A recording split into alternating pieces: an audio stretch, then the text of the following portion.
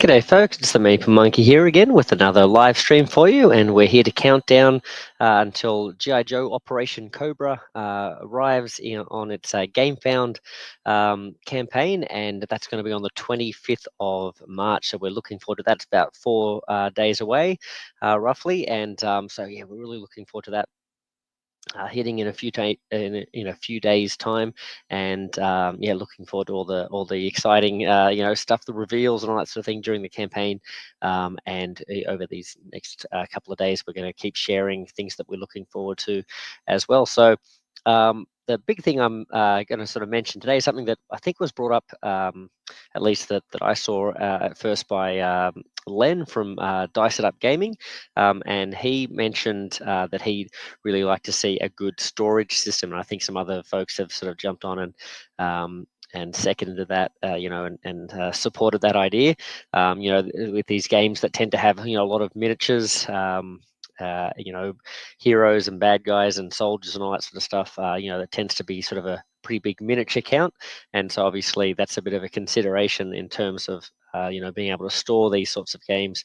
How many different boxes are they going to involve and that sort of thing. So is there going to be some sort of a storage system here that will make, storing it pretty efficient, I guess, but also will there be some sort of a storage system to aid in setup and make the setup and tear down, a bit easier to sort of make sure that you can get this game to the table pretty regularly. So yeah, that's it's sort of not a very sexy, exciting sort of one, with different modes or different character suggestions and that sort of thing. But I think it's a really quite an important one. So yeah, that's the big suggestion today, is that can we have some sort of a efficient, well-designed storage system that will protect the miniatures, will store them neatly, protect the other components, make sure that setup and tear down and all that sort of stuff is easy. So yeah, great suggestion from Len, and I think that'll be a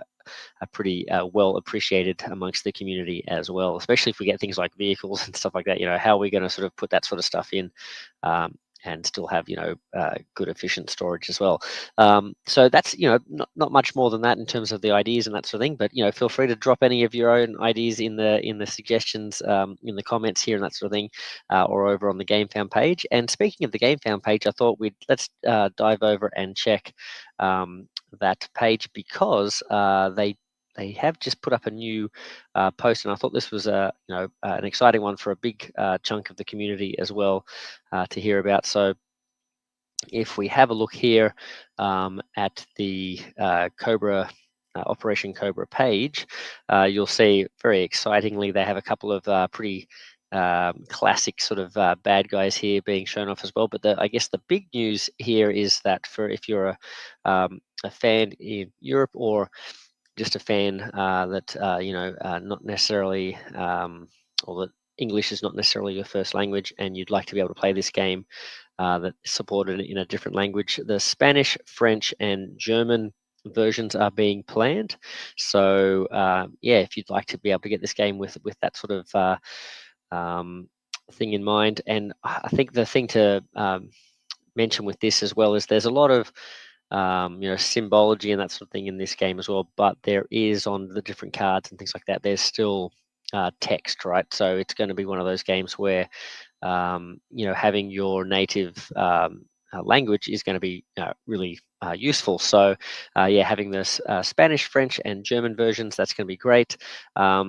I suppose it's not covering every language out there. That would be pretty hard to do. But if there's a language that you would really like to see this game in, I guess the thing would be just to sort of advocate for that. And who knows, if enough people ask for it, maybe they'll be able to sort of extend it out to there. I think I've seen at least a couple of examples of maybe Italian supporters, Italian fans, a bit disappointed that Italian was not included in this range. So again, it's one of those things that's like, I guess we can't expect every single version to be catered towards, but all you can do is ask, I guess, and if enough people ask for that, they might sort of be able to see that that's feasible or at least worthwhile, monetarily, to do that as well. So yeah, definitely, keep asking for it if that's what you would like, sort of thing.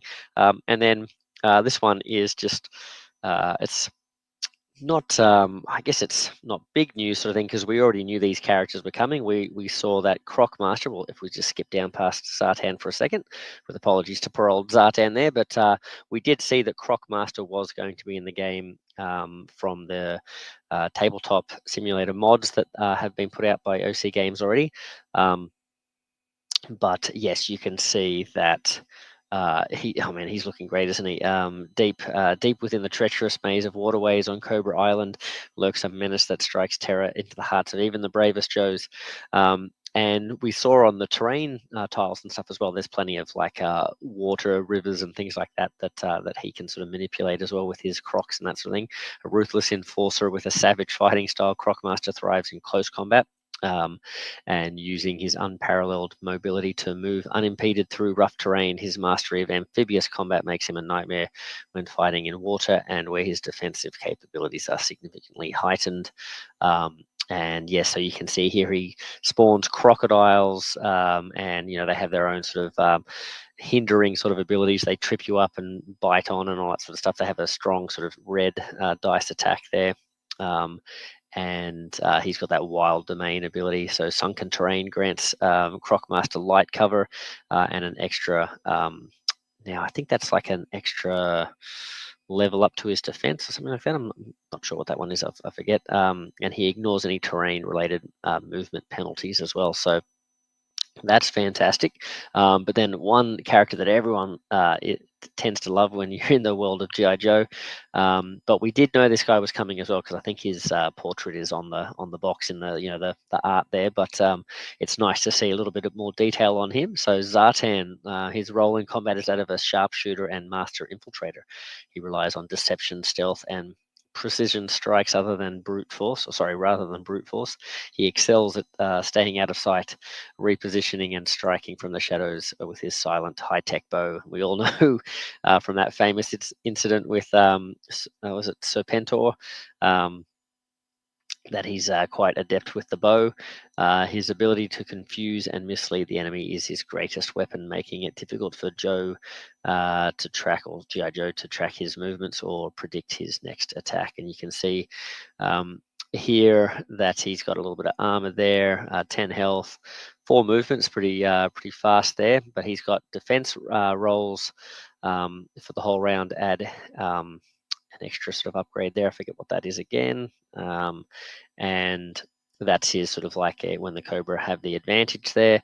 But he also has, if he has light cover against each enemy in line of sight, he becomes hidden. So and this is really interesting as well, because it shows that, okay, that stealth mechanic, that hidden mechanic, is going to not just be for the Joe forces, but they're going to have to contend with enemies using that against them as well. So that's an interesting thing as well. Give him a hidden token and remove damage. Remove 1 damage from him. He has dirty tricks when an enemy character reveals Zartan while he has a hidden token, including if Zartan actually reveals himself attacking a Joe from a hidden position. Then they have to succeed on a expertise 4 check, or get a stunned token. Yeah, so that's that looks like that's going to be quite annoying to sort of have to deal with. And psychological warfare as well, when another Cobra character damages a Joe that Zartan has line of sight to, and that could be quite a lot of characters affected by that. That G.I. Joe gets a disoriented token, and the Cobra character gets an inspired token. So that's a double whammy. So yeah, you get affected badly, and they get that inspiration token as well. So yeah, you can see those are 2 exciting characters, classic characters, and they look like they're going to change up the gameplay and make things fun on the table. So yeah, so that's pretty exciting. So yeah, looking forward to seeing what other characters get revealed.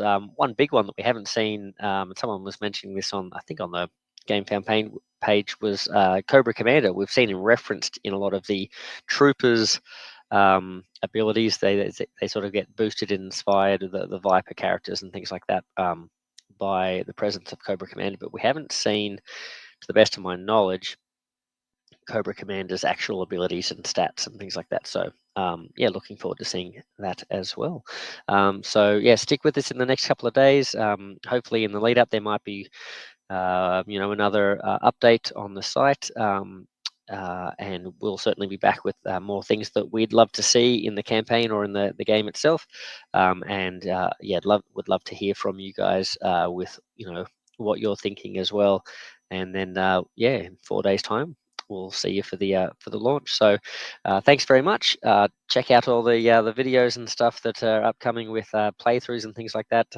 Going to be doing Destro pretty soon, hopefully, for G.I. Joe United, which is the Marvel United fan-made system that I've been sort of working on for the G.I. Joe stuff.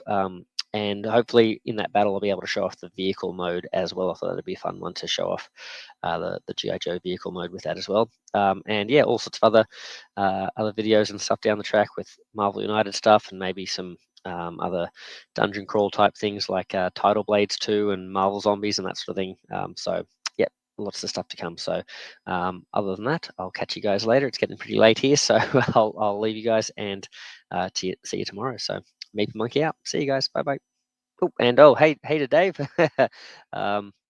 Yay, more vehicle mode. Yes, I'm hoping to show that off, and hopefully it'll be a nice smooth run, and I won't forget all the ins and outs of it. But yeah, hopefully it'll be good. So yeah, catch that one soon as well. All right, thanks, Dave, and thanks, folks, and Meep Monkey out again. See you guys.